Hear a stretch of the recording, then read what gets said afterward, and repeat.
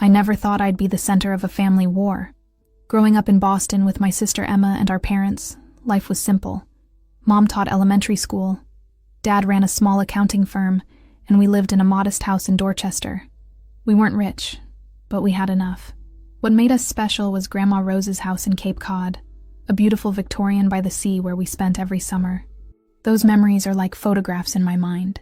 Building sandcastles at sunset, fishing off the pier with Dad, and listening to Grandma's stories on the porch swing. When Grandma Rose passed away last fall, I expected her house would be sold and the money split between Mom and Uncle Thomas. That's how these things usually work, right? But at the reading of the will, everything changed. To my granddaughter Olivia, the lawyer read in his monotone voice, I leave my house in Cape Cod and all its contents. The silence in that room was deafening. Uncle Thomas's face turned a shade of red I'd never seen before.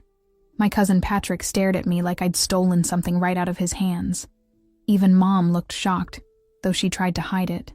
There must be some mistake, Uncle Thomas said, his voice strained. Mother always said the house would go to both her children. The lawyer adjusted his glasses. The will is quite clear, Mr. Bennett. Your mother revised it 3 years ago. I sat there paralyzed, feeling everyone's eyes on me. I was only 26, just starting my career as a nurse. What was I supposed to do with a house? And why had Grandma chosen me? Uncle Thomas stormed out, and Patrick followed after giving me one last glare. Mom squeezed my hand. She must have had her reasons, Liv. The drive home was tense. Dad tried to lighten the mood, but Mom was quiet. I knew she was wondering the same thing as everyone else. Why me and not her? That night, my phone exploded with messages from Uncle Thomas's side of the family. Some accused me of manipulating Grandma in her final years. Others demanded I do the right thing and sell the house to split the money. Aunt Karen, Thomas's wife, called to remind me how they'd helped pay for Grandma's care when she got sick. We invested 10 years of our lives and thousands of dollars in that house, she said. And you, who barely visited after you started college, get everything? Her words stung because they weren't entirely untrue. I had been busy with nursing school, and then my job at Massachusetts General. My visits had become less frequent. But Grandma and I had talked on the phone every Sunday without fail. We'd shared our lives in those calls. My struggles at work, my breakup with Jason, my dreams for the future. Had those conversations meant more to her than I realized? The next day, I drove to Cape Cod alone. The house stood just as I remembered. Weathered gray shingles, blue shutters, and a wraparound porch facing the ocean. The key felt heavy in my hand as I unlocked the front door. Inside, everything was exactly the same, yet somehow different. Grandma's presence lingered in the hand-knitted afghans draped over the sofa, the collection of seashells on the mantel, the faint smell of cinnamon that always filled her kitchen. I wandered from room to room, running my fingers along furniture that had witnessed generations of family moments. In Grandma's bedroom, I found a letter addressed to me on her writing desk. Her familiar handwriting made my eyes well up before I even opened it. My dearest Olivia, it began. If you're reading this, then you know I've left you my home. I imagine the family isn't too happy about it, especially Thomas. But I want you to understand why. This house has always been filled with love, and I've watched you grow into someone who understands what that truly means. You see people, Olivia. You listen. When everyone was arguing about what to do with me when I got sick, you were the only one who asked what I wanted. I remembered that conversation. Uncle Thomas and Mom had been debating assisted living versus home care, their voices rising in the kitchen while Grandma sat forgotten in the living room. I'd slipped away to sit beside her, holding her papery hand and asking, "What do you want, Grandma?" Her letter continued. This house doesn't need someone who sees it as an investment or a vacation spot. It needs someone who will love it, who will bring life into these old rooms. Maybe someday you'll have children who'll build sandcastles on the same beach where you once played. Maybe you'll find a partner who'll sit with you on the porch swing as the sun sets. Or maybe you'll just find peace here when life gets too loud.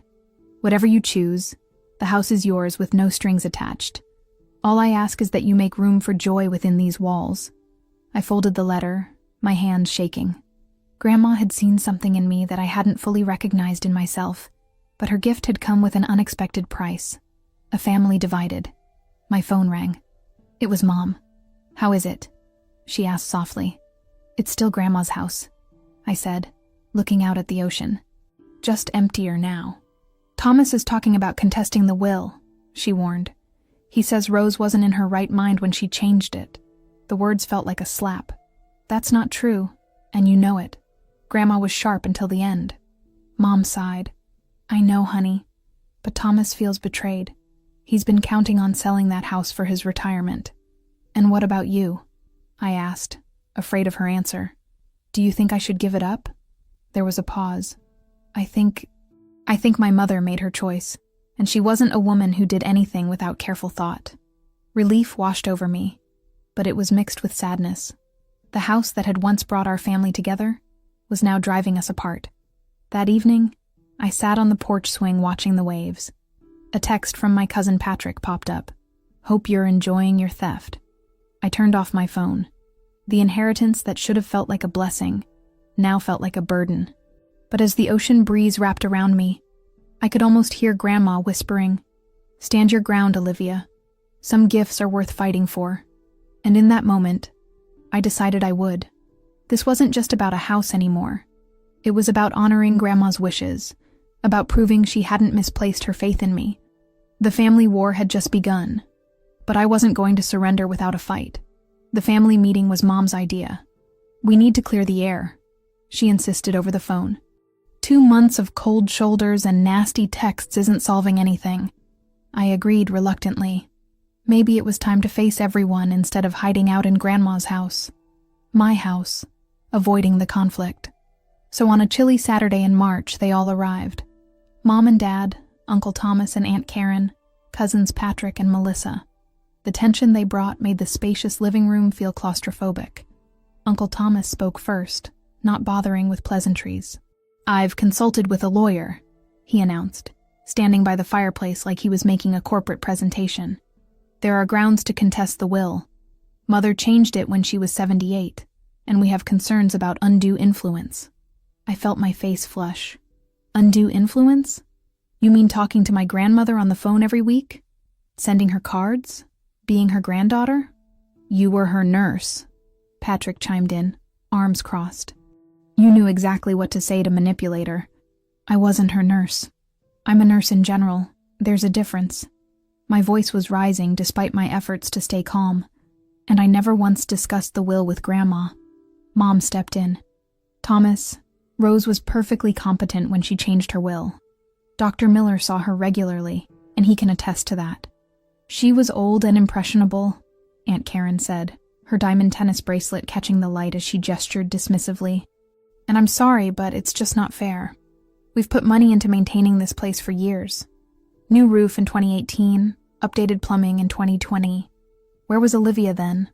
I was working 60-hour weeks at the hospital and paying off student loans," I shot back. "And Grandma never asked me for money." Dad, ever the peacemaker, raised his hands. "Maybe there's a compromise here. Olivia, what if you kept the house but compensated the family for their investments over the years?" I looked around at these people I'd known all my life, now staring at me like I was a thief. The weight of their expectation pressed down on me. They were waiting for me to cave, to admit I didn't deserve what Grandma had given me. "I found Grandma's financial records," I said quietly, pulling a folder from the drawer of the side table. "Every repair, every renovation, she paid for all of it herself. She kept meticulous records." Uncle Thomas's face reddened. "That's not possible. We sent her money regularly." "Yes, you did," I agreed, flipping through the papers. "And she saved it. For you." I pulled out a bank statement. She opened college funds for Patrick and Melissa. There's over $30,000 in each account.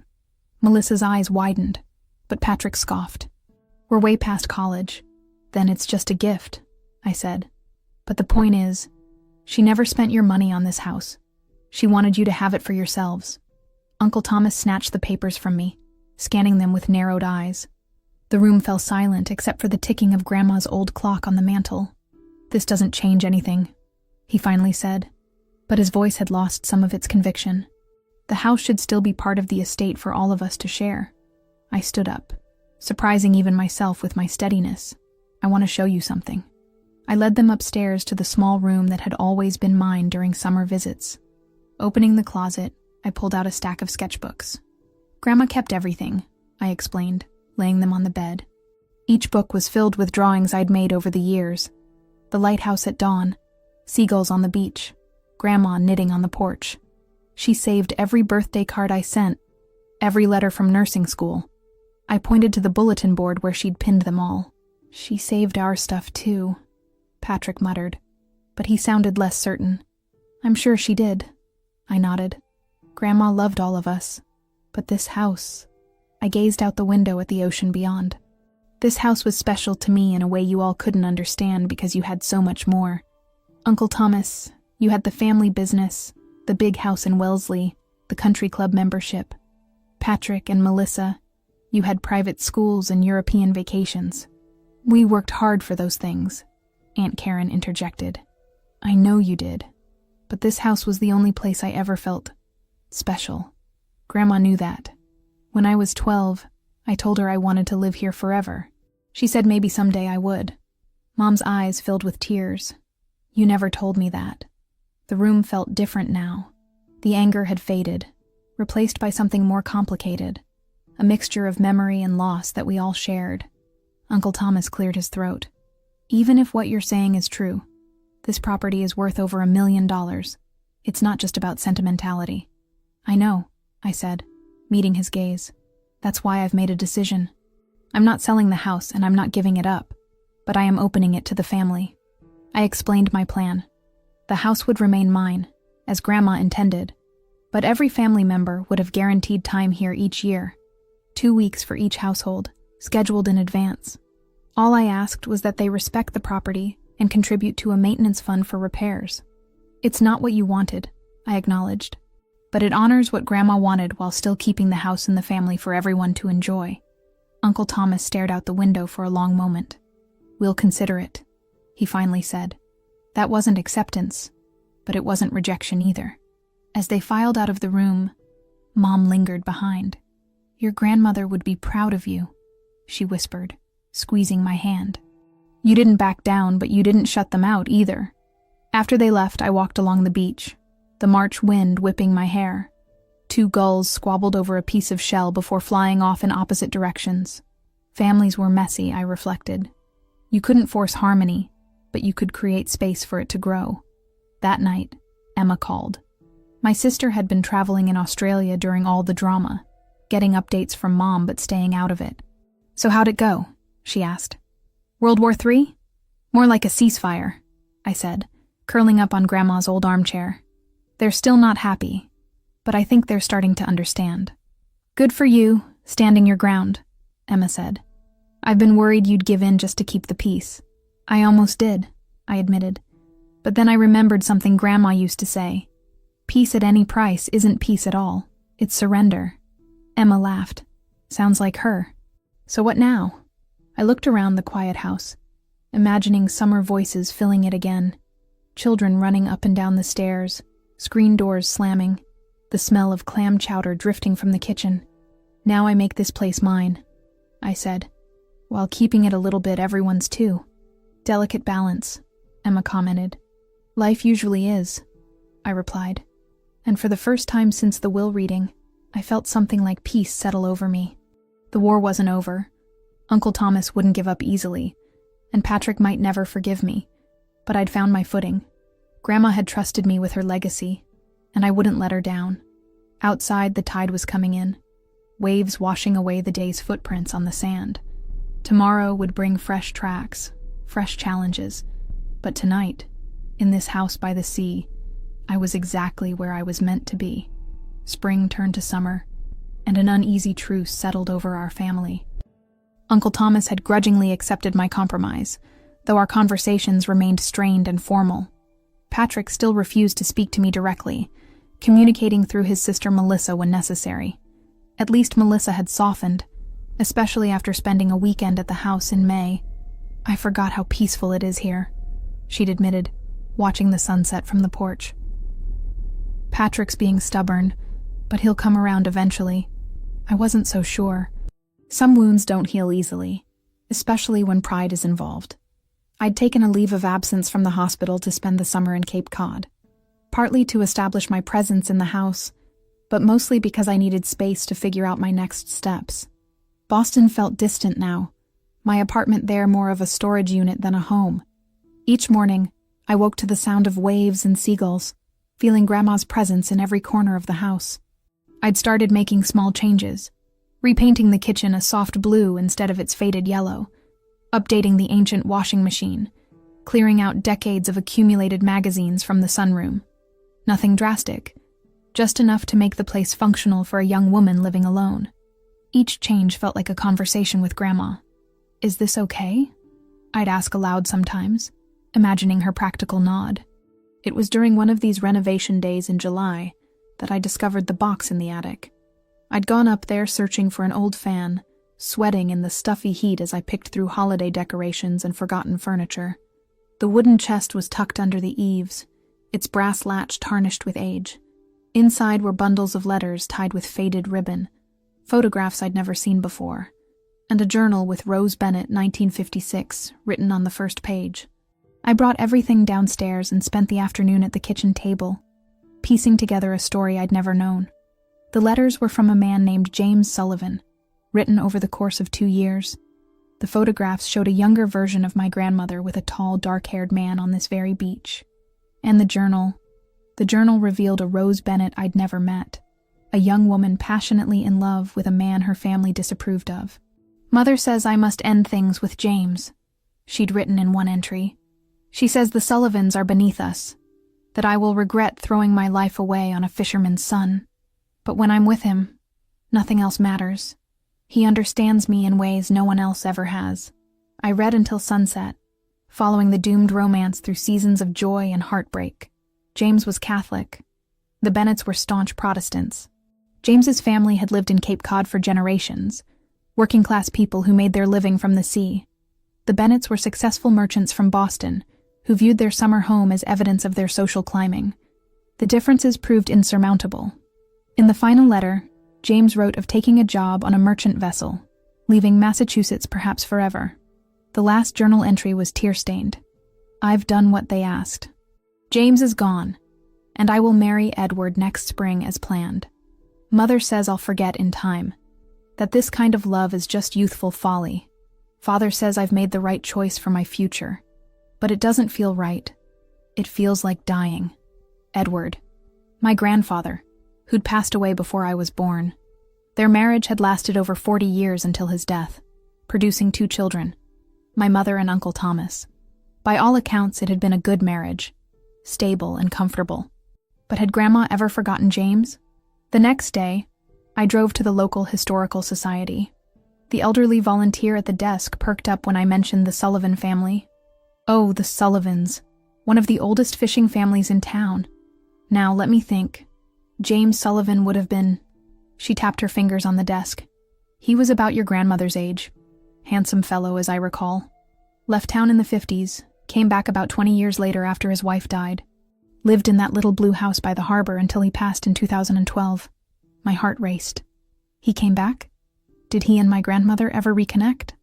The woman gave me a knowing look. "Small town, dear. People talk, but I try not to gossip about the departed." She hesitated, then leaned forward. "Though I will say your grandmother volunteered here every Thursday for years, and so did James." I thanked her and left, my mind spinning. Had Grandma maintained a connection with her first love all those years? Had they rekindled something after my grandfather died? Or had they simply found a way to be friends, sharing history and memory in their twilight years? Back at the house, I called Mom. "Did you know Grandma was in love with someone before Grandpa?" I asked without preamble. The silence on the other end told me everything. "Where did you hear about James?" she finally asked. "I found letters in the attic, and her journal." Mom sighed. "I only knew pieces. After Dad died, she mentioned him once or twice. I got the impression they'd reconnected somehow. But Grandma was private about her personal life. Did Uncle Thomas know?" "I doubt it. Thomas idolized our father. He wouldn't have wanted to hear about any other man in Mom's life." I thought about that as I sat on the porch that evening, watching the same ocean James and Grandma had gazed at together 70 years ago.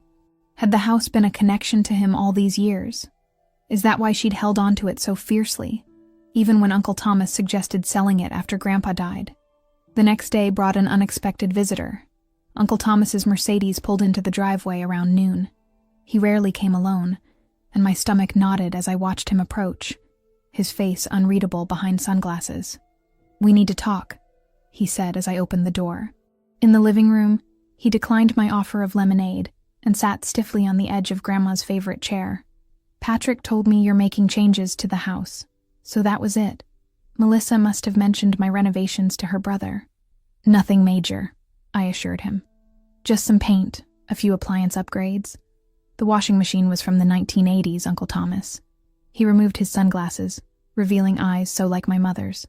"This house has been the same for as long as I can remember. Every summer of my childhood, everything was exactly where it belonged.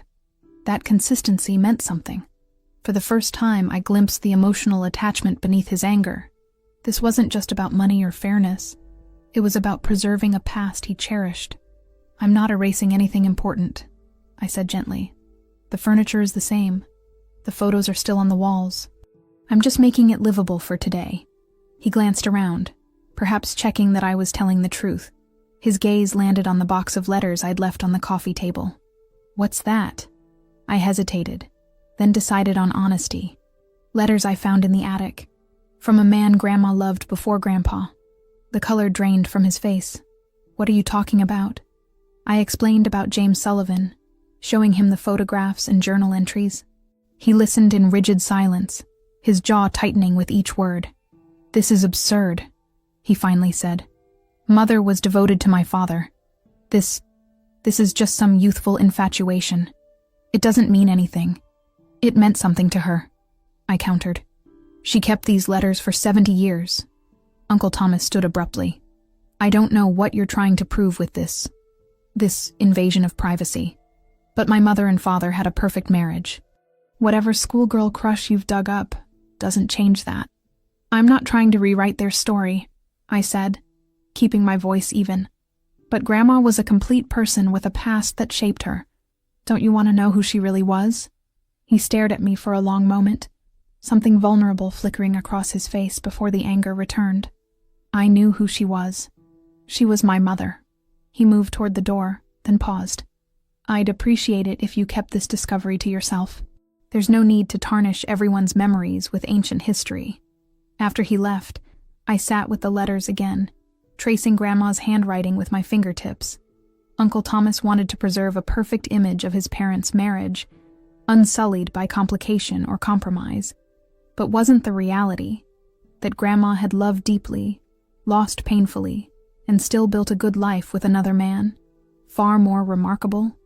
The house felt different now, layered with new meaning. It wasn't just a vacation home or a valuable piece of real estate. It was the backdrop to a love story, a place where my grandmother had perhaps found ways to honor both her past and her present. That night, I finished painting the kitchen. The blue was different from what Grandma would have chosen, but as I watched the evening light play across the walls, I imagined her standing there with James in another life, laughing, dancing, building a different kind of future than the one she'd lived. "I'll take care of our house," I whispered to her memory, and to his. Perhaps that's why she'd left it to me. Not because I was her favorite, but because she sensed I would understand its complicated history, the joy and heartache embedded in its walls. In the morning, I called a stonecutter in town. "I'd like to place a bench," I explained, "on the bluff overlooking the beach, with an inscription." When it was installed the following week, I sat there alone, watching the endless cycle of waves against the shore. The words carved into the granite were simple. For R and J, who found their way back to the sea. Some secrets belong to history, but others deserve to breathe in the open air, to be honored under the vast sky. Grandma had entrusted me with her house. I would honor that trust by making it a place where truth, in all its messy complexity, was welcome. By August, Cape Cod was in full tourist season. The beaches were crowded with sunbathers, the narrow streets clogged with rental cars, and the shops bustling with visitors buying overpriced souvenirs. I'd learned to wake up early to have my quiet time on the beach before the crowds arrived, often returning to the house as the first families were setting up their umbrellas and coolers for the day. It was during one of these morning walks that I ran into Patrick. He was jogging along the shoreline, so focused on his pace that he nearly crashed into me as I bent to examine a piece of sea glass. "Sorry, He stopped short when he recognized me. "Oh, hi, Patrick." I tucked the sea glass into my pocket. "I didn't know you were in town." He shifted uncomfortably, sweat glistening on his forehead. "Just for the weekend. Staying at the Harbor Inn." The Harbor Inn was expensive, especially in summer. Patrick could have stayed at the house for free. I'd made it clear the family scheduling system was already in effect, but pride was a powerful thing. "Nice morning for a run," I offered, trying to fill the awkward silence. He nodded, looking past me toward the lighthouse. "Dad told me about the letters you found." That surprised me. Uncle Thomas hadn't struck me as someone who would share such a revelation. "Oh? He thinks you're trying to rewrite family history." Patrick's tone was accusatory, but there was a hint of curiosity in his eyes. Were they really love letters? They were. I hesitated, then added, "Would you like to see them?" He seemed taken aback by the offer. "I don't know, maybe. The house is right there." I gestured up the beach. I made coffee. I half expected him to refuse, but after a moment's hesitation, he nodded. Just for a few minutes. The walk back was silent but less tense than I'd anticipated.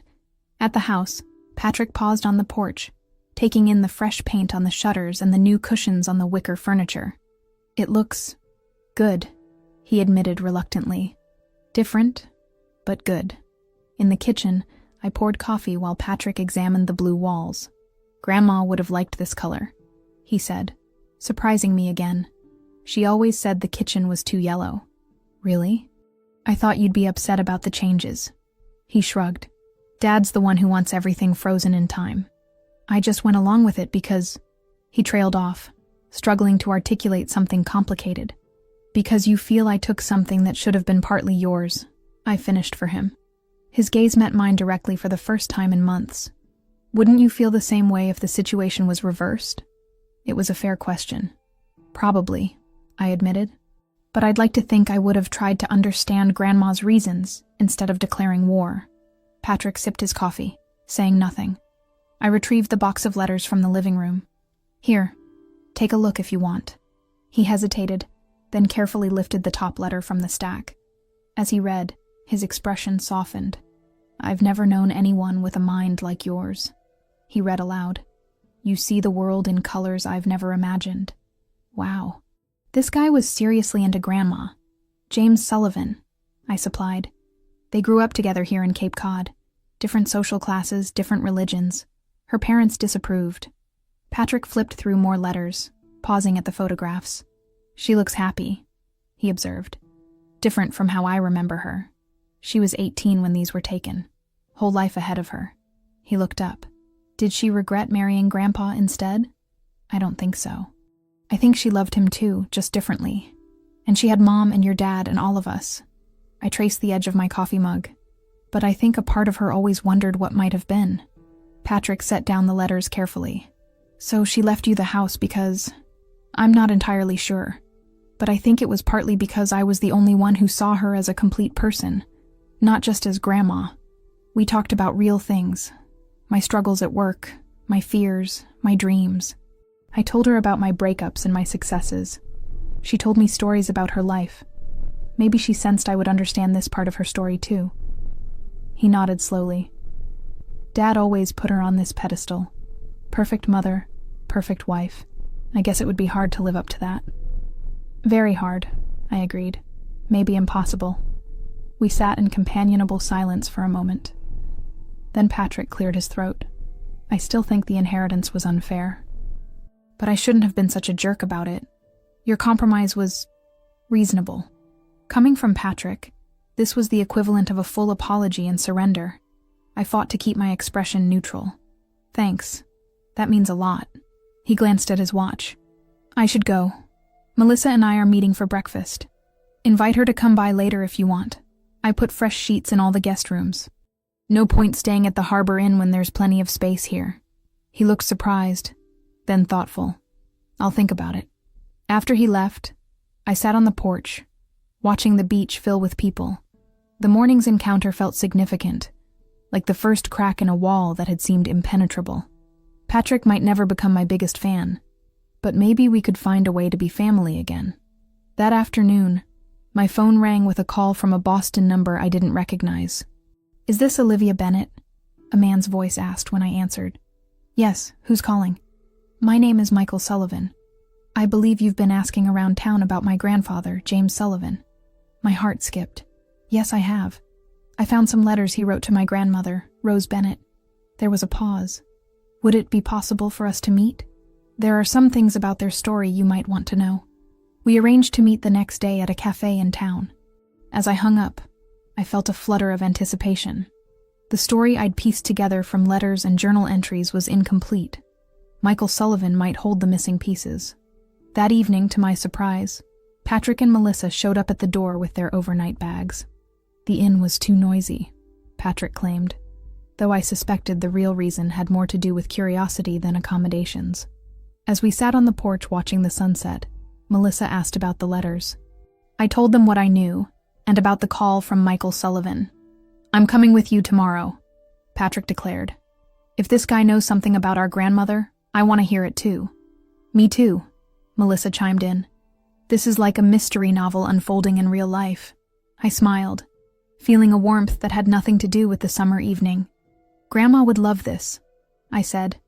"All of us together, trying to understand her better. She'd probably say we're making a fuss over nothing," Patrick countered, but he was smiling too. As night fell, the three of us sat listening to the waves, sharing memories of summers past. The house felt alive again, filled with voices and laughter. Whatever revelations tomorrow might bring, tonight was a victory, a small step toward healing the rift that had threatened to tear our family apart. Looking out at the darkened ocean, I whispered a silent thank you to Grandma Rose. Her final gift wasn't just the house. It was the journey we were on because of it, a journey toward understanding not just her, but ourselves. The cafe where I'd arranged to meet Michael Sullivan was a small place near the harbor, touristy, but not overly crowded on a weekday morning. Patrick, Melissa, and I arrived early, claiming a table by the window with a view of the boats bobbing in the water. "How will you recognize him?" Melissa asked, stirring her latte. "He said he'd be wearing a blue cap with a fishing boat logo," I replied, scanning the entrance. Patrick drummed his fingers on the table. "What if this is just some scam?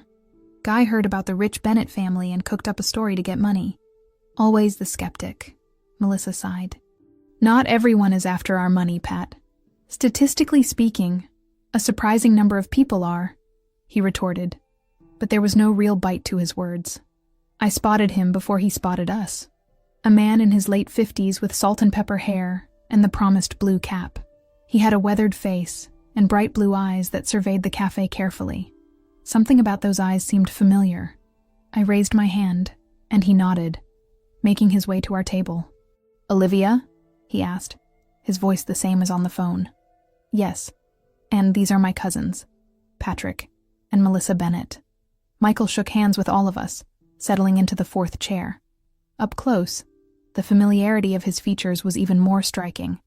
The shape of his eyes, the curve of his mouth, they reminded me of photographs I'd seen of James Sullivan. "Thank you for meeting with me," he said, ordering coffee when the waitress came by. I admit, I was surprised when Mrs. Henderson from the Historical Society called to say someone was asking about my grandfather. "Mrs. Henderson called you?" I asked. He smiled. "Small towns, no secrets. So, James Sullivan was really your grandfather?" Melissa leaned forward eagerly. "Yes, my father's father. He raised me after my parents died in a car accident when I was 10. Michael's eyes softened with memory. He was a remarkable man. Fished these waters for over 60 years, knew every current and tide pattern. Could tell you when a storm was coming just by the way the gulls flew. And he knew our grandmother," Patrick stated, more than asked. Michael nodded. "More than knew her. He loved her his entire life. There was something in his tone, a certainty, a finality, that made my pulse quicken. The letters I found ended in 1956 when he left town.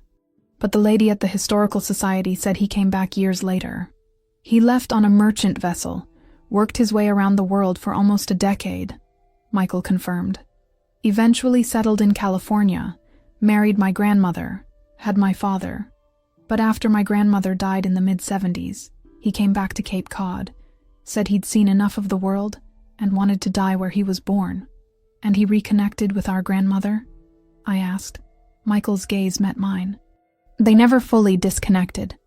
The three of us exchanged glances. What does that mean? Patrick asked. Michael pulled an envelope from his jacket pocket. You should see these first. Inside were photographs, my grandmother and James Sullivan together, but much older than in the images I'd found. They were standing on the same beach, gray-haired but smiling. Another showed them at what looked like a community picnic. A third captured them sitting on a bench, the same spot where I'd recently placed the granite memorial. These were taken in the 80s and 90s, Michael explained. After your grandfather died, they saw each other openly. Before that, they were careful. Patrick's face darkened. Are you suggesting they had an affair while our grandfather was alive? Michael shook his head. Not physical, no. My grandfather respected marriage too much for that. But they wrote to each other for decades. Birthday cards, Christmas greetings, brief notes about their lives, always signed with their initials only, in case the letters were found. How do you know all this? I asked quietly. Grandpa told me everything before he died. Said someone should know the truth. Michael sipped his coffee. He wanted me to understand that some loves don't die, even when circumstances make them impossible. That sometimes the most honorable thing isn't following your heart, but honoring your commitments while keeping your heart intact. I thought about the journal entries I'd read. The young Rose Bennett sacrificing her first love to meet her family's expectations. How many quiet compromises had filled the decades that followed. This is a lot to process, Patrick said, his voice tight. You're basically telling us our grandmother lived a double life. I'm telling you she lived a full life, Michael corrected gently. She loved your grandfather. By all accounts, they had a good marriage. She raised her children well. But she also preserved a connection to her first love.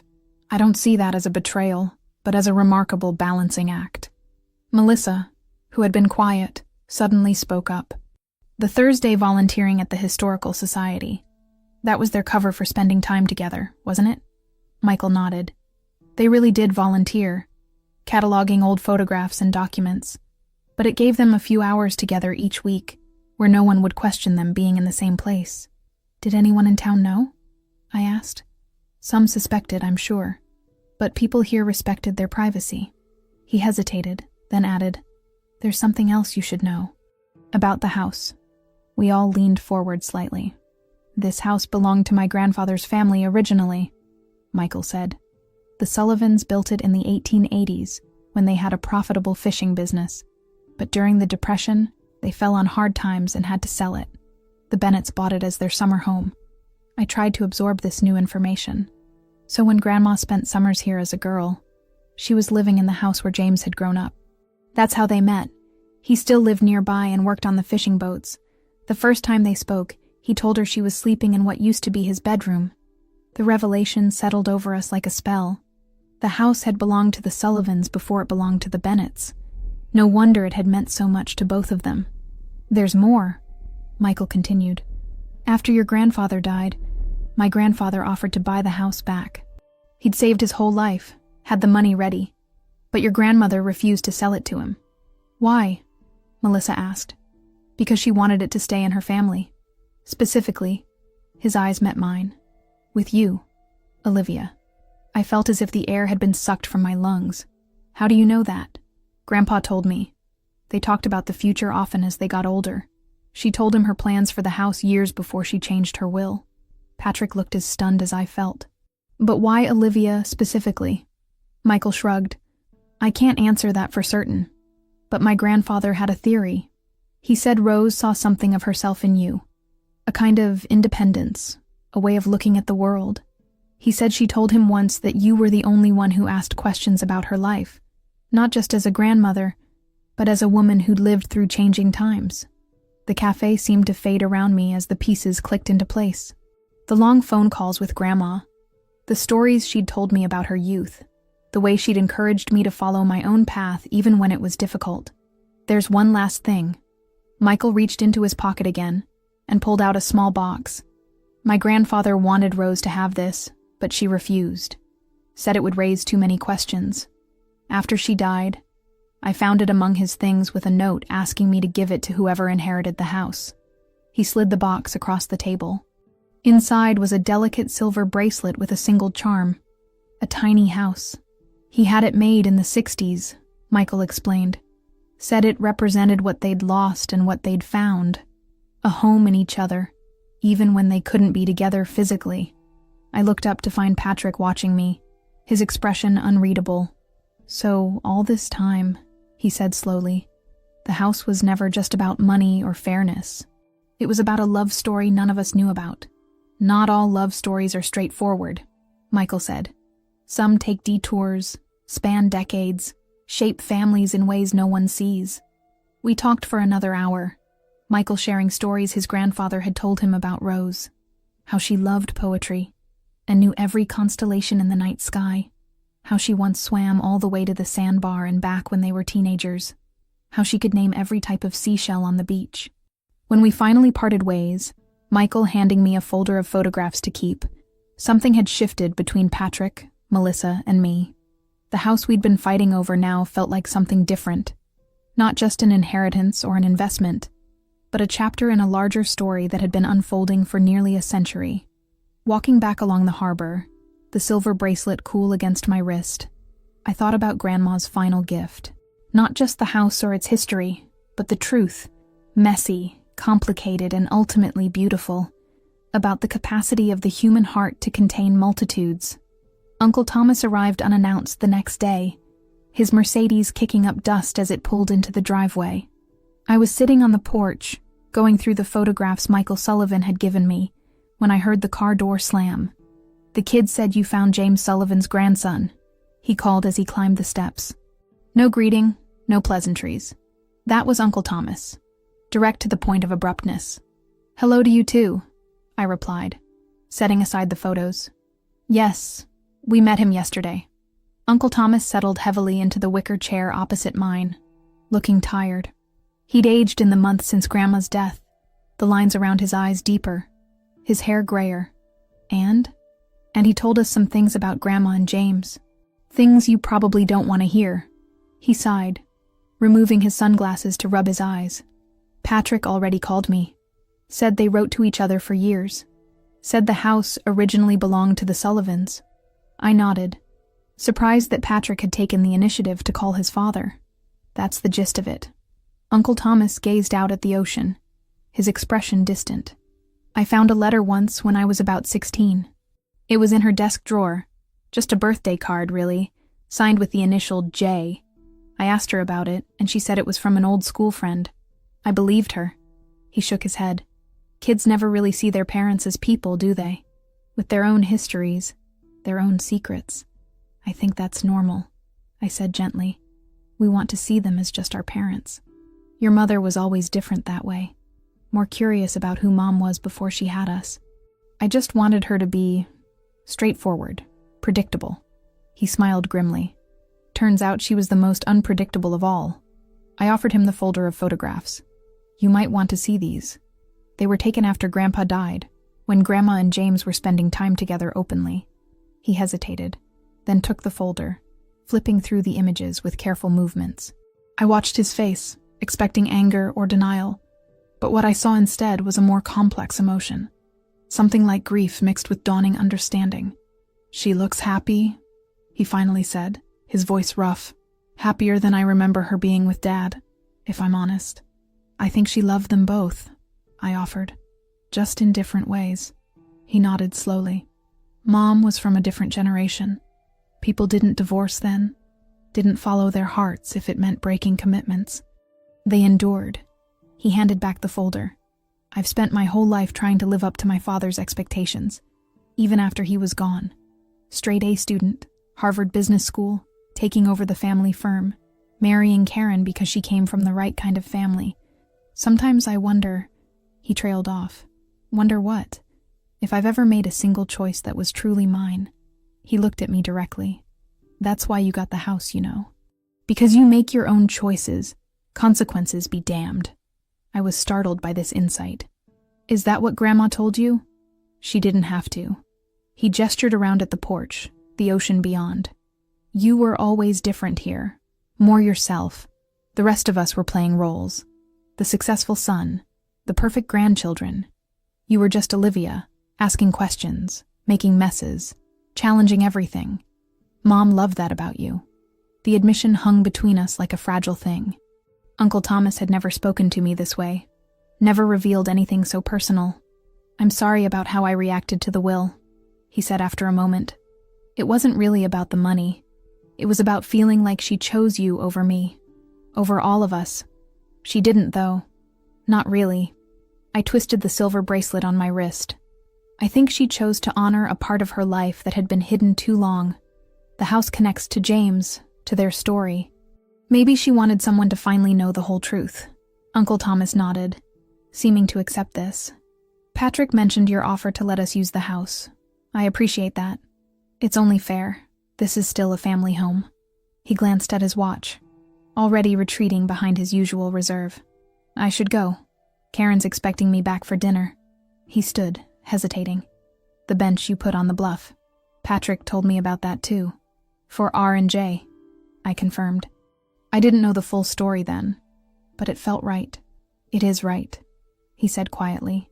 Thank you for doing that for her.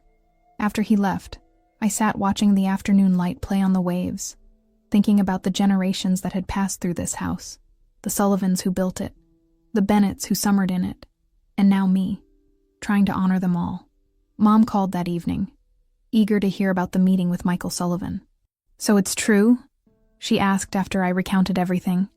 They kept in touch all those years? Apparently so. I curled up on the window seat in what had been Grandma's bedroom. Did you ever suspect anything? I had moments of wondering. After Dad died, she seemed to find her footing so quickly. Started volunteering, joined a book club, seemed almost energized. I remember thinking it was strange for a new widow to seem so alive. She paused. Once, I ran into her having lunch with a man in town. She introduced him as James, said he was on the Historical Society board with her. I didn't think much of it at the time. That was him, I confirmed. James Sullivan.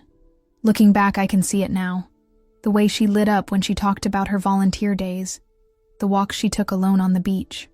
Mom sounded contemplative rather than upset. I'm glad she had that. After a lifetime of doing what was expected, she deserved some happiness on her own terms. We talked until darkness fell, sharing memories of Grandma, seeing them now through this new lens of understanding. When we hung up, I felt a sense of peace settling over me. The next morning, I woke early and walked down to the beach. The tide was out, revealing a wide stretch of sand dotted with shells. I collected a few, remembering how Grandma and I used to do this together when I was small. She knew the name of each one: angel wing, jingle shell, moon snail. Back at the house, I arranged them on the windowsill, a small altar to memory. Then I opened my laptop and began to write.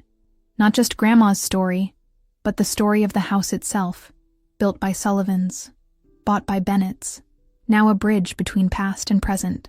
As September approached, I faced a decision. My leave of absence from the hospital was ending. I needed to choose whether to return to Boston or stay in Cape Cod. The answer came more easily than I expected. I called my supervisor and resigned, then applied for a position at the local medical center.